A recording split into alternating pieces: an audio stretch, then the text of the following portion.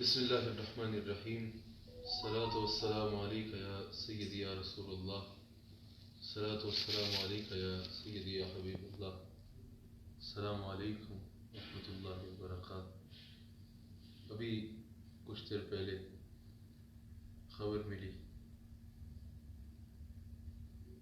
میں الفاظ کے معاملے میں اپنے آپ کو غریب تصور کر رہا ہوں، غریب محسوس کر رہا ہوں۔ یقیناً وہ جن کو میں ہمیشہ اپنا بڑا بھائی سمجھتا، نہایت خوبصورت انسان جناب یوسف میمن صاحب وصال فرما گئے۔ ساری زندگی حضور کی ثنا نہایت اخلاص اور محبت کے ساتھ کرنے والا۔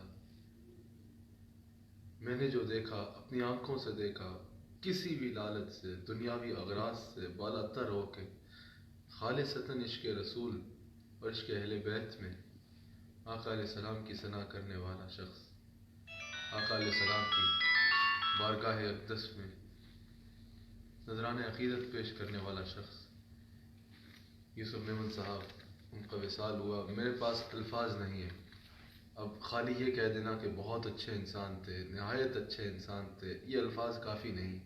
ان کے لیے کچھ کہنے کے لیے میرے پاس الفاظ نہیں ہیں۔ میرا ان کے ساتھ میرے بڑے بھائی تھے، اور واقعتاً مجھے ایسا محسوس ہو رہا ہے جیسے میرے سگے بھائی تھے جو ہم سے جدا ہوئے۔ میرے ساتھ ان کا ایک بہت وقت گزرا، بالخصوص ان کے آخری سالوں میں، 5-6 سالوں میں تقریباً 8 سے 10 دفعہ ہماری مدینہ منورہ ساتھ حاضری ساتھ ہوئی، وہاں سارا وقت ساتھ گزرتا۔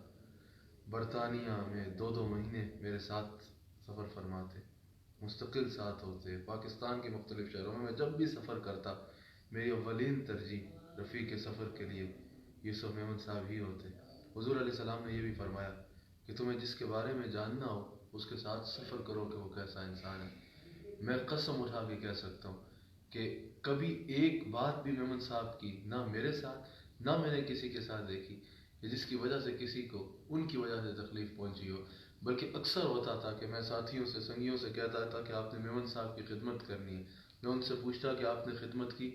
میں کہا جی ہمیں تو انہوں نے موقع نہیں دیا، وہ ہمارا خیال رکھتے تھے۔ ابھی چند دن پہلے، 2 ہفتے پہلے، میں اور فیاضی صاحب گئے ہاسپٹل میں ان کو دیکھنے کے لیے۔ میں اسپیشلی کراچی گیا، ہاسپٹل میں ان کو دیکھنے کے لیے گیا، تو اس سے پہلے کہ میں ان کی کیفیت پوچھوں وہ کہ بابا جی آپ یہاں کہاں آ گئے، آپ کو یہاں نہیں آنا چاہیے تھا، آپ فون کر لیتے۔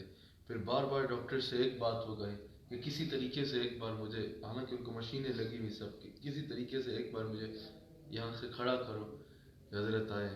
اللہ تعالیٰ میمن صاحب کو بہت بلندی درجات عطا فرمائے۔ مجھے یقین نہیں آ رہا کہ میرا واقعی وہ شخص جس کو میں اپنا بڑا بھائی سمجھتا تھا، اور انہوں نے بھی واقعتاً محبت کا حق ادا کیا، وہ ہم سے جدا ہو گیا۔ میرے پاس نہیں ہے الفاظ ان کے لیے کچھ کہنے کے۔ اللہ تعالیٰ ان کی مغفرت فرمائے۔ ایک شعر وہ پڑھا کرتے تھے، لوگ تو حسن عمل لے کے چلے روز حساب، نعت پڑھتا ہوا آقا کا ثنا خواں گیا۔ بس میں سیدہ کائنات کا وسیلہ پیش کر کے حضور کی بارگاہ میں عرض کروں گا، اور حضور کی بارگاہ میں اللہ کی بارگاہ میں حضور کا وسیلہ پیش کر کے عرض کروں گا کہ جب میرے بڑے بھائی یوسف میمن صاحب ابھی اللہ کریم کے حضور حاضر ہو، وہاں پر بھی ان کو یہی فرمانا کہ ایک بار ذرا وہی نعت سنا دو جو حضور کی بارگاہ میں پڑھا کرتے تھے کہ میری کملی والے کی شان نرالی ہے۔ جب ان کے شہر صاحبزادے کا وصال ہوا، اس وقت بھی یہ میرے ساتھ ہی تھے، بلکہ ہم ادھر ساتھ کمرے میں ناشتہ کر رہے تھے۔ مجھے ہی ان کے بڑے بھائی کا مدینہ منورہ میں ان کے بڑے بھائی کا، حاجی جو ان کے صاحبزادے ہیں، ان کا فون آیا، مجھے انہوں نے بتایا۔